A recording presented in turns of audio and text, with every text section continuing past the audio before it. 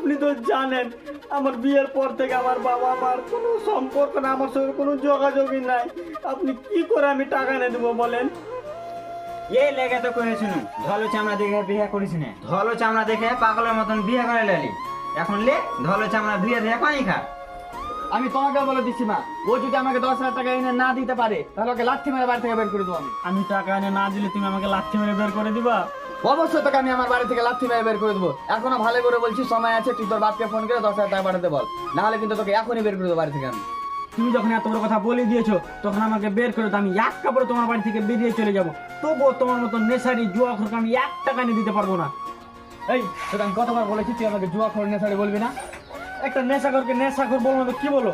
তুমি একটা নেশাখোর, জুয়ারি নেশাখোর, 100 বার বলবো তুমি একটা নেশাখোর। আলি হারাম জানি।